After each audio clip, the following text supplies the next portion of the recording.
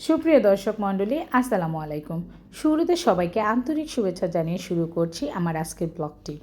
দৈনন্দিন জীবনে চলাফেরা করতে অনেক ধরনের আমরা টিপস ব্যবহার করি এবং এই সমস্ত টিপস ব্যবহার না করলে কিন্তু আসলে কাজ দ্রুত কমপ্লিট করা যায় না। তাই আজকে আমি আপনাদের সাথে আবারও নতুন কিছু টিপস নিয়ে হাজির হয়ে গিয়েছি। আজকে শুরু করব রান্নাঘরের ক্যাবিনেট দিয়ে। রান্নাঘরে সবারই ক্যাবিনেট আছে টুকটাক, এবং ক্যাবিনেটের মধ্যে আমরা আমাদের প্রয়োজনীয় জিনিসগুলো রাখি এবং সেই প্রয়োজনীয় জিনিসগুলো রাখতে রাখতে একটা সময় খুব বেশি ময়লা হয়ে যায়, দাগ পড়ে যায়, তেলকেষ্টে হয়ে যায়। সেই জন্য কিন্তু মাঝে মাঝে পরিষ্কার করে নিতে হয়। আমিও পরিষ্কার করে নিয়ে তারপরে স্টেপ বাই স্টেপ সাজিয়ে নেব, যাতে করে প্রয়োজনের সময় সবগুলো জিনিস রাখতে পারি। আর যদি আমরা প্রত্যেকটা সেগমেন্টকে আলাদা করে সাজিয়ে নিতে পারি তাহলে আমাদের কাজের জন্য খুবই দ্রুত হয়। আর আমরা গৃহিণীরা একটু টিপস কিংবা একটু ট্রিক্স খাটিয়ে কিন্তু কাজ করি, যাতে করে আমাদের কাজ সহজ হয়। কিছু খালি বয়াম ছিল যেগুলো আমি ভেতরের দিকে ঢুকিয়ে দিয়েছি, যেটা এখন প্রয়োজন না। আর সামান্য একটু জিরা গুঁড়া, জিরা টালা, শাহি জিরা, এগুলো আমি সামনে রেখেছি যাতে প্রয়োজনের সময় তাড়াতাড়ি নিতে পারি।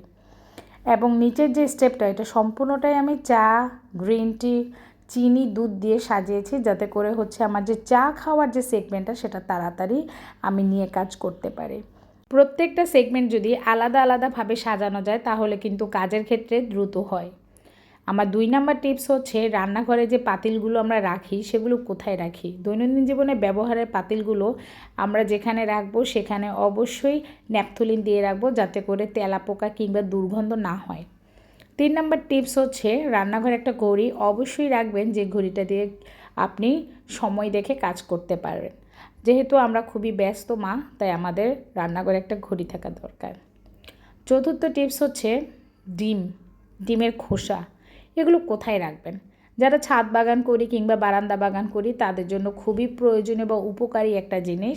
তো যেখানে সেখানে ডিমের খোসা রাখলে কিন্তু বৃষ্টি দেখা যায় এবং খারাপ গন্ধও আসে। তার জন্য 5 লিটার 2 লিটারের বোতল এরকম সুন্দর করে আগুনে চাকুর মাধ্যমে পুড়িয়ে নেবেন। তারপরে ডিমের যে খোসাগুলো সেগুলো রেখে দিবেন। অনেকে ধুয়েও রাখে, আবার অনেকে না ধুয়েও রাখে। তো আমি মাঝে মাঝে কিছুটা ধুয়ে রাখি, মাঝে মাঝে কিছুটা না ধুয়ে রাখি। ডিম ভাঙার পরে খোসাগুলো এরকম জমিয়ে রেখে তারপরে এই বোতলটার মধ্যে রেখে দিবেন। দেখতেও সুন্দর লাগে এবং আমাদের আশেপাশে পড়ে থাকে না। একটা স্পেসিফিক সময় নিয়ে আমরা এটাকে গুঁড়া করে তারপরে আমাদের গাছগুলোতে দেই। তাই আমার মতে কারা কারা এই বুদ্ধিটা অ্যাপ্লাই করেছেন অবশ্যই জানাবেন।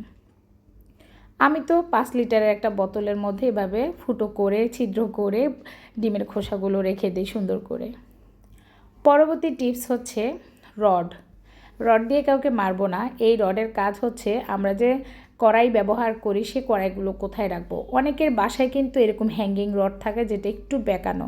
তো এরকম রড যদি আমরা বেঁকিয়ে নিতে পারি বেশ কিছু, তাহলে আমাদের কড়াইগুলো সুন্দর করে যে কোনো একটা গ্রিলের একটা সাইডে আমরা রেখে দিতে পারি, পাতিলগুলো কিংবা কড়াইগুলো, যাদের যে সমস্ত হাঁড়ির মধ্যে হ্যান্ডেল থাকে সেগুলো আর কি।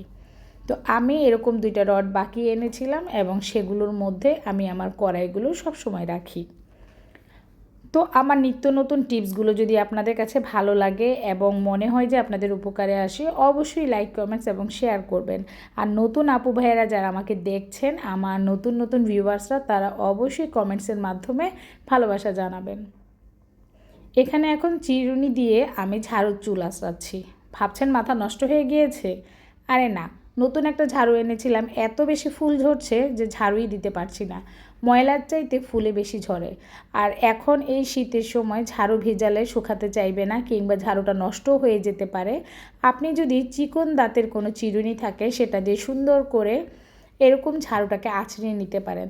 তাতে করে ফুলগুলো সব পড়ে যাবে এবং পরবর্তী সময় ঝাড়ু দেওয়ার সময় এতগুলো ফুল আর ঝরবে না, আর ঝাড়ুটা একদম পারফেক্ট হয়ে যাবে।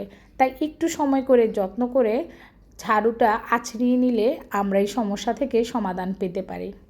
বিশেষ করে নতুন ঝাড়ুর ক্ষেত্রে এই সমস্যাটা বেশি হয়, তাই অবশ্যই গৃহিণীদের জন্য একটা উপকারী টিপস হবে। আমার আপু ভাইয়ারা যারা যারা আছেন আমাকে শুনছেন, একটা লাইক করে কমেন্টস করে আমার পাশেই থাকবেন। যারা নোটিফিকেশন বাটন এখনও চাপ দেননি অবশ্যই অল বাটনে ক্লিক করে রাখবেন। দেখেন ভিউয়ার্স কতগুলো ফুল ঝরেছে। এগুলো যদি আপনি ঝাড়ু দিতে যান দৈনন্দিন এই একটু একটু করেই ঝরতে থাকবে, তাই ভালো মতো ছাড়িয়ে নেবেন। এখন চলে আসবো আমার 7 নাম্বার টিপস, লবণের উপকারিতা।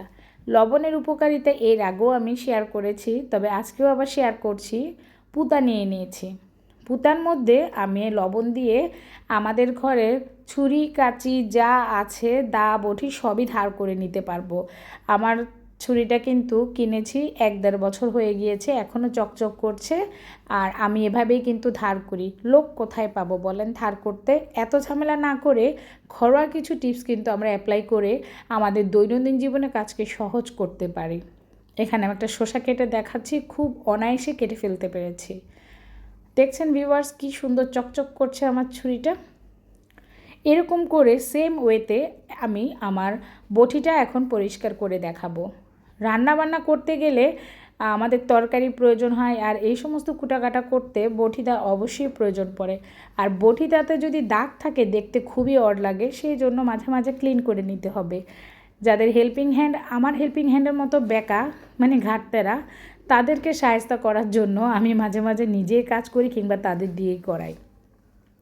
তো এখানে আবারও পুঁতা নিয়ে নিচ্ছি, এর মধ্যে একটু লবণ দিয়ে আমি আমার বটিটাকে ভালো মতো করে ঘষে নিচ্ছি। এতে করে প্রথমে ধার হয়ে যাবে, আগে ধার করে নিব, তারপরে আমি বটিটাকে একদম ক্লিন করে চকচকে করে নিব। আপনারা চাইলে আপনাদের ঘরের দা বটি ছুরি যা আছে সবগুলো ধার করে নিতে পারেন। আসলে কখন লোক ডাক দিব আর কখন এগুলো ধার করাবো, কোথায় পাঠাবো, এত ভেজাল না করে আমরা কিন্তু লবণ দিয়ে কাজ সারতে পারি। যাদের কাছে বালু আছে তারা বালু দিয়ে করবেন, আর যাদের কাছে বালু নেই তারা হচ্ছে লবণটা অ্যাপ্লাই করবেন, দেখবেন খুব ভালো একটা রেজাল্ট পাবেন।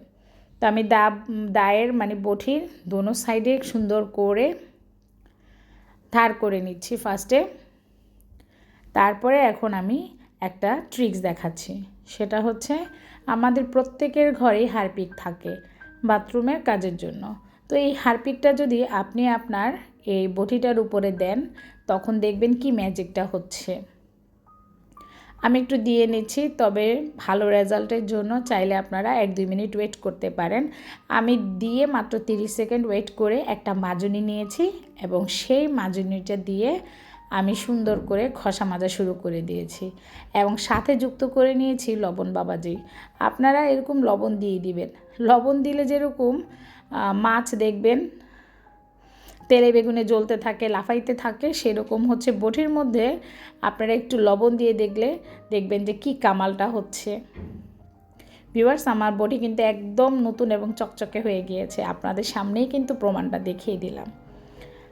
আশা করি আমার এই টিপসটা আপনাদের কাছে ভালো লাগবে। হারপিক কিন্তু ফেলনা কোনো জিনিস না, হারপিক দিয়ে আমরা অনেক গুরুত্বপূর্ণ কাজ করতে পারি।